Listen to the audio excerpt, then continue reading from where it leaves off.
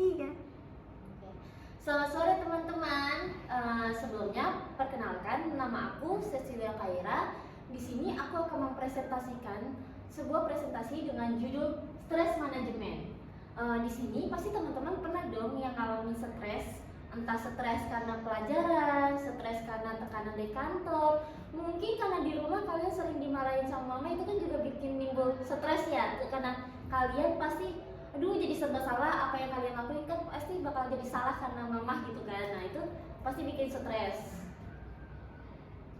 Nah di sini aku akan apa aja sih yang bakal aku bahas di sini, yaitu yang pertama, apa itu stres, jenis stres, penyebab stres, dampak stres, teknik manajemen stres, dan hasil riset. Sebelumnya, apa itu stres? Stres merupakan sebuah reaksi fisik dan emosional individu ketika menghadapi situasi yang menimbulkan tekanan. Stres bisa terjadi apabila individu mengalami ketidakseimbangan atau kegagalan dalam memenuhi kebutuhannya. Hal itu dipicu akibat adanya kesenjangan antara harapan dengan kenyataan yang bisa menimbulkan konflik dalam individu. Jadi pastikan teman-teman pernah yang ngalamin yang aku tuh sebenarnya punya harapan tinggi, tapi kenyataannya gak bisa gitu kan, pasti itu bikin stres juga kan untuk teman-teman.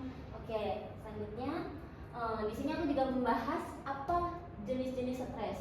Sebenarnya stres itu terbagi menjadi dua jenis. Yang pertama itu stres akut.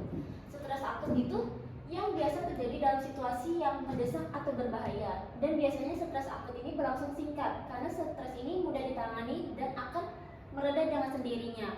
Sebagai contoh di sini, kalian kayak misalnya ngalami kemacetan yang panjang, terus kalian padahal lagi buru-buru untuk ke kantor apa ke kampus, itu kan pasti juga aduh gimana sih kayak gitu kan. Nah itu yang menyebabkan stres akut. Nah itu yang dimana setelah kalian selesai dari kemacetan itu kan kalian udah mereda, udah aman, udah tenang. Nah itu yang bisa jadi salah satu contoh dari stres akut. Yang kedua ini ada stres kronis. Stres kronis biasanya berlangsung lebih lama. Stres ini bisa berminggu-minggu atau berbulan-bulan.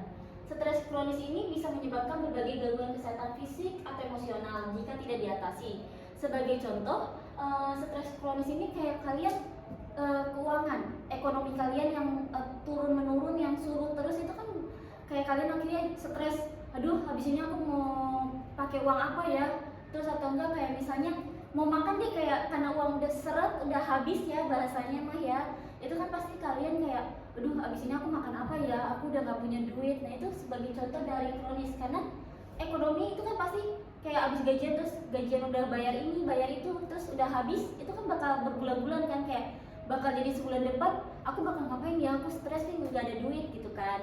Oke, selanjutnya itu yaitu penyebab stres. Penyebab stres ini juga terbagi menjadi dua, yaitu stres internal, stres yang berasal dari diri individu seperti pikiran negatif, kurang keyakinan, dan kepribadian seperti yang tadi aku jelaskan tadi. Nah yang kedua ini ada stres eksternal, yaitu stres yang berasal dari luar individu seperti lingkungan, keluarga, dan ekonomi. Baik, selanjutnya apa aja sih dampak stres? Dampak stres itu terbagi menjadi tiga. Yang pertama itu gejala fisik. Gejala fisik yang itu seperti kayak kita sakit kepala, pandangan berputar, sulit tidur, mual, berkeringat, jantung berdetak kencang, dan lebih sering sakit. Yang kedua itu ada gejala emosional. Gejala emosional itu bisa membuat diri kita menarik diri dari teman ataupun keluarga, dan kita menjadi mudah marah dan kesal sehingga menjadi tekanan emosional. Selanjutnya di sini ada yang ketiga, yaitu gejala mental. Gejala mental ini seperti sulit berkonsentrasi, mengabaikan tanggung jawab, dan berkurangnya efisien kerja. Baik, selanjutnya. Nah, di teknik manajemen stres. Mengapa sih kita perlu melakukan manajemen stres? Mengalami stres yang tinggi bisa menjadi kesalahan yang fatal terhadap keseimbangan dalam kesehatan fisik, mental, dan emosional setiap manusia. Karena dengan adanya stres bisa membuat kita tidak bisa berpikir secara jernih, dan apabila tidak dikelola dengan baik, maka bisa timbul dengan melakukan hal-hal yang berdampak buruk. Oleh karena itu, diperlukanlah manajemen stres sehingga bisa dikelola dengan baik dan bisa melakukan hal-hal yang positif. Selanjutnya, nah di sini teknik manajemen stres tuh ada apa aja sih? Yang pertama, kalian itu bisa mencari tahu penyebab stres. Jadi teman-teman itu bisa memperhatikan apa saja sih yang membuat stres belakangan ini. Nah, yang kedua itu ada hindari stres yang tidak perlu. Di sini teman-teman harus berani berkata tidak, hindari topik dan orang yang menjadi penyebab masuknya stres dan atur jadwal harian. Yang ketiga itu ubah kondisi yang menyebabkan stres, yaitu teman-teman jangan pernah memendam emosi atau perasaan karena tidak akan menyelesaikan masalah. Maka berbicaralah untuk menemukan solusinya. Selanjutnya, yang keempat, adaptasi dengan penyebab stres. Teman-teman di sini cobalah mulai beradaptasi dengan menghadapi dan menerimanya. Yang kelima ini ada meluangkan waktu untuk melakukan hal yang disukai. Teman-teman itu jangan melakukan hal-hal dengan terburu-buru. Dan jangan lupa untuk menyempatkan diri untuk istirahat dan melakukan hobi yang disukai. Yang keenam ini terapkan gaya hidup sehat dengan melakukan olahraga dan relaksi otot, konsumsi makanan sehat. Nah, ini kan teknik manajemen stres. Tapi sebenarnya kalian tuh bisa tahu untuk yang yang biasa kalian bisa lakuin itu ke rumah kosong atau apapun, ke tebing yang kalau kalian dekat-dekat yang dataran tinggi itu kalian teriak, itu kalian bakal ngeluarin stres yang sangat-sangat enak lah.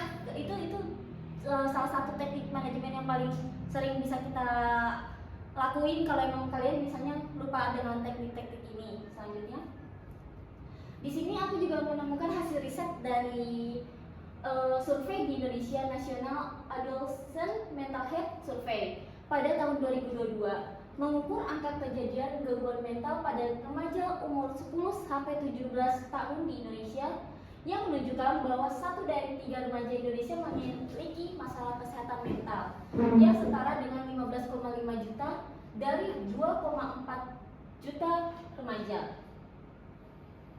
Hasil penelitian tersebut menunjukkan bahwa gangguan mental yang paling banyak diderita oleh remaja adalah gangguan kecemasan sebanyak 3,7%, yang kedua gangguan depresi mayor sebanyak 1,0%, yang ketiga gangguan perilaku sebanyak 0,9%, yang keempat gangguan stres pasca trauma, yang kelima ada gangguan pemusatan perhatian dan hiperaktif masing-masing sebesar 0,5%. Selanjutnya, nah, di sini udah bagian terakhir, bisa kita lihat kesimpulannya. Jika kita lihat dari hasil riset, maka mari kita cegah lebih banyak remaja untuk tidak mengalami stres yang tinggi dengan cara melakukan manajemen stres. Mari membangun hidup yang lebih tertata sehingga tidak mengalami stres yang berlebihan. Selanjutnya, nih teman-teman bisa melihat nih, Tuhan, aku stres, semua yang kukerjakan sepertinya tidak ada yang beres. Tuhan menjawab, kamu tidak stres, kamu hanya lelah. Kenapa lelah? Lelah memikirkan yang seharusnya bagianku, sekarang tidurlah. Jadi teman-teman itu harus istirahat. Selanjutnya, oke, ini daftar pustaka yang bisa aku kasih ke kalian. Dan terakhir, terima kasih. Sekian dari saya. Selamat sore teman-teman.